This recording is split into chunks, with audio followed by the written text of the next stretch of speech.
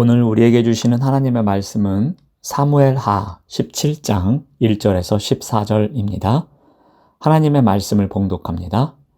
아히도벨이 또 압살롬에게 이르되 이제 내가 사람 12,000명을 택하게 하소서.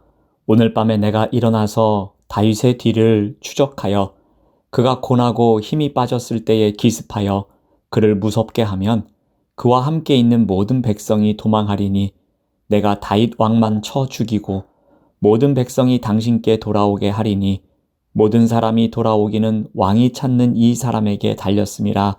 그리하면 모든 백성이 평안하리이다 하니 압살롬과 이스라엘 장로들이 다 그 말을 옳게 여기더라. 압살롬이 이르되 아렉 사람 후세도 부르라. 우리가 이제 그의 말도 듣자 하니라. 후세가 압살롬에게 이르매 압살롬이 그에게 말하여 이르되 아히도벨이 이러이러하게 말하니 우리가 그 말대로 행하랴. 그렇지 아니하거든 너는 말하라 하니 후세가 압살롬에게 이르되 이번에는 아히도벨이 베푼 계략이 좋지 아니하니이다 하고 또 후세가 말하되 왕도 아시거니와 왕의 아버지와 그의 추종자들은 용사라. 그들은 들에 있는 곰이 새끼를 빼앗긴 것 같이 격분하였고 왕의 부친은 전쟁에 익숙한 사람인즉 백성과 함께 자지 아니하고 지금 그가 어느 굴에나 어느 곳에 숨어 있으리니 혹 무리 중에 몇이 먼저 엎드러지면 그 소문을 듣는 자가 말하기를 압살롬을 따르는 자 가운데에서 패함을 당하였다 할지라. 비록 그가 사자 같은 마음을 가진 용사의 아들일지라도 낙심하리니 이는 이스라엘 무리가 왕의 아버지는 영웅이요 그의 추종자들도 용사인 줄 알미니이다. 나는 이렇게 계략을 세웠나이다. 온 이스라엘을 단부터 부엘세바까지 바닷가의 많은 모래같이 당신께로 모으고 친히 전장에 나가시고 우리가 그 만날 만한 곳에서 그를 기습하기를 이슬이 땅에 내림같이 우리가 그의 위에 덮여 그와 그 함께 있는 모든 사람을 하나도 남겨두지 아니할 것이요 또 만일 그가 어느 성에 들었으면 온 이스라엘이 밧줄을 가져다가 그 성을 강으로 끌어들여서 그곳에 작은 돌 하나도 보이지 아니하게 할 것이니이다 하매 압살롬과 온 이스라엘 사람들이 이르되 아렉 사람 후세의 계략은 아히도벨의 계략보다 낫다 하니 이는 여호와께서 압살롬에게 화를 내리려 하사 아히도벨의 좋은 계략을 물리치라고 명령하셨음이더라. 아멘. 오늘 말씀의 제목은 파멸의 길입니다. 압살롬과 함께 모반한 자들 가운데 모사꾼 중에 모사꾼인 아히도벨이 함께 하였다는 소식은 다윗에게 큰 충격이었습니다. 그만큼 아히도벨의 역량이 탁월하였기 때문입니다. 아히도벨의 영향력이 어느 정도였을까요? 16장 23절 말씀을 참고로 봅니다. 그때의 아히도벨이 베푸는 계략은 사람이 하나님께 물어서 받은 말씀과 같은 것이라. 아히도벨의 모든 계략은 다윗에게나 압살롬에게나 그와 같이 여겨졌더라. 아히도벨은 시대를 읽을 수 있는 눈과 통찰력이 뛰어난 사람이었습니다. 그의 모략은 마치 하나님께 받은 말씀과 같을 정도로 절대적이었습니다. 그만큼 탁월한 전략가였으며 그의 지략은 권세가 있음을 강조합니다. 이와 같은 아히도벨이 압살롬과 함께 하였기 때문에 이 반란은 당연히 성공하는 것처럼 여겨졌습니다. 그런데 오늘 본문에 압살롬에게 유리했던 전세가 급속하게 다윗에게 유리하도록 전개되는 계기가 되는 중요한 사건이 기록되어 있습니다. 압살롬은 그의 무리를 이끌고 예루살렘에 입성합니다. 하지만 압살롬은 하나님의 뜻과 상관없이 부당한 방법으로 왕좌를 찬탈합니다. 그는 하나님이 인정하신 진짜 왕이 아니었습니다. 하나님이 기름 부으신 왕이 아닌 자신의 욕망에 이끌려 왕좌를 탈취한 가짜 왕이었습니다. 이러한 가짜 왕 압살롬은 어떻게 합니까? 먼저 압살롬은 아히도벨에게 향후 행보에 대한 계략을 물어보았습니다. 아히도벨은 자신에게 12,000명의 군사를 주면 다윗의 뒤를 추적하여 기습 공격하므로 다윗 왕만 죽이면 이 나라는 압살롬의 나라가 될 것이라고 말합니다. 다윗 왕만 제거하면 민심이 압살롬에게 돌아온다는 겁니다.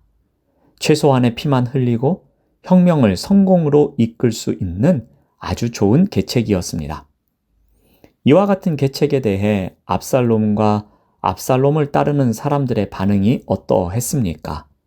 17장 4절 말씀을 봅니다. 압살롬과 이스라엘 장로들이 다 그 말을 옳게 여기더라. 아히도벨의 제안에 대해 한 사람도 예외 없이 다 동의합니다. 그렇다면 아히도벨 전략대로 행동으로 옮기면 되는 것이었습니다. 그런데 이해할 수 없는 일이 발생합니다. 압살롬은 이제 누구에게 향후 행보에 대한 계략을 묻습니까? 5절 말씀을 봅니다. 압살롬이 이르되 아렉 사람 후세도 부르라. 우리가 이제 그의 말도 듣자 하니라. 후세는 어떤 사람입니까? 다윗의 신복 중에 신복입니다. 다윗이 감난산을 넘어 도피할 때에 기도의 응답으로 만난 사람이 바로 후세입니다. 하나님께서 역전의 발판을 삼을 수 있도록 준비해 준 사람이 후세입니다. 더군다나 성경은 다윗과 후세의 관계를 친구로 묘사하고 있습니다. 그 정도로 가까운 사이였습니다. 그러면 이러한 관계를 압살롬이 모를 리가 없었습니다. 그럼에도 불구하고 압살롬은 후세를 불러 그의 말을 들어보자고 제안합니다. 압살롬은 다양한 의견을 듣고 싶었던 것 같습니다. 어쩌면 아히도벨의 전략은 자신의 공적이 별로 드러나지 않는 것처럼 보였기 때문에 더 좋은 계책이 있나 확인하고 싶었던 것 같습니다. 아무튼 압살롬은 또 다른 모사였던 후세의 의견을 듣고자 합니다. 그러나 이것이 그의 운명을 바꾸어 놓습니다.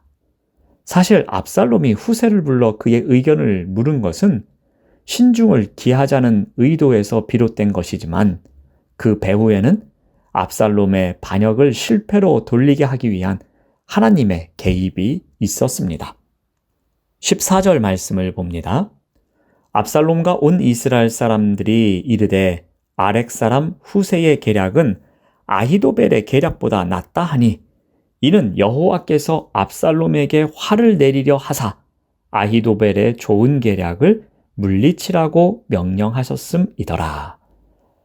압살롬과 그를 따르는 사람들이 아히도벨의 모략을 버리고 후세의 모략을 택하게 된 것은 무엇 때문입니까? 압살롬에게 화를 내리려는 하나님의 섭리의 결과였습니다. 하나님은 압살롬의 욕심을 이용하여 파멸로 가는 길을 선택하게 하십니다. 그것은 후세의 모략에서 찾아볼 수 있습니다. 후세는 아히도벨의 모략의 부당성을 설명한 다음에 자신의 모략을 내놓습니다. 그런데 그가 내놓은 모략을 보면 압살롬의 욕심을 자극하는 내용이었습니다. 우리 11절 말씀을 봅니다. 나는 이렇게 계략을 세웠나이다. 온 이스라엘을 단부터 부엘세바까지 바닷가의 많은 모래같이 당신께로 모으고 친히 전장에 나가시고. 먼저 후세는 압살롬에게 단에서 부엘세바까지 바닷가의 모래같이 왕께로 모으라고 말합니다. 단에서 부엘세바까지란 이스라엘 전역입니다. 후세는 이러한 표현으로 은근히 압살롬의 왕권이 이스라엘 전역에서 인정되고 있음을 통해서 압살롬의 욕심을 부추기고 있습니다. 또한 친히 전장에 나가시라고 말합니다. 왕이 직접 전쟁에 출전해서 승리하고 돌아오면 이것만큼 완벽한 정당성이 어디 있겠습니까? 왕으로서의 자격을 입증하는 것으로 전쟁에서 승리를 얻는 것만큼 좋은 것이 또 어디에 있겠습니까? 그러므로 압살롬은 이 제안에 욕심이 더욱 생겼습니다. 압살롬은 이 기회에 다윗보다 더 큰 공을 세워보자는 욕심에 사로잡힙니다. 결국 자신의 용맹과 권력을 과시하고 싶은 욕망 때문에 이성을 잃고 마침내 스스로 함정으로 걸어 들어갑니다. 하나님은 이러한 압살롬의 욕망을 이용한 것입니다. 인간이라면 누구든지 욕심을 갖고 살아갑니다. 욕심이 없는 사람이 어디에 있겠습니까? 어느 정도 건강한 욕심은 필요하기도 합니다. 더 잘하고 싶고, 더 좋은 것을 소유하고 싶고, 다른 사람보다 내가 더 인정받고 싶다는 욕심은 누구에게나 있습니다. 그런데 이와 같은 욕심이 주체할 수 없을 정도로 지나친 경우에 문제가 됩니다. 그래서 지나친 명예욕이 불명예를 가져올 때가 있습니다. 지나친 과시욕이 오히려 파멸을 불러올 때가 있습니다. 지나친 소유욕이 오히려 빈손의 결과를 낳을 때가 있습니다. 압살롬에게는 이러한 지나친 욕망이 있었습니다. 이성적 판단을 흐리게 만드는 지나친 욕망에 사로잡혀 있었습니다. 그래서 아히도벨뿐만 아니라 후세에게도 계략을 듣고자 했던 것입니다. 지나친 욕심 때문에 자신을 파멸의 길로 들어서게 만든 것입니다. 오늘 말씀을 통해 압살롬과 같은 우리의 모습을 발견합니다. 지나친 욕심이 우리의 삶을 지배하려는 때가 있음을 돌아봅니다. 그러므로 이러한 때에 우리는 어떻게 해야 합니까? 우리를 지나친 욕심 가운데 살아가게 만드는 것이 있다면 멈출 수 있는 지혜가 있어야 할 것입니다. 지나친 욕망이 나의 이성적 판단을 눈멀게 할 때에 나를 돌아보며 그 자리에서 벗어날 수 있는 용기가 있어야 할 것입니다. 오늘도 이러한 지혜와 용기를 갖고 살아가시는 우리 모두가 되시기를 바랍니다. 기도하겠습니다. 하나님 감사합니다. 욕심이 지나칠 때에 문제가 됨을 오늘 말씀을 통해서 배워봅니다. 지나친 욕심 앞에서 우리가 판단할 수 있는 지혜를 갖게 하여 주시고 그 자리에서 벗어날 수 있는 용기를 갖고 살아가도록 인도하여 주시옵소서.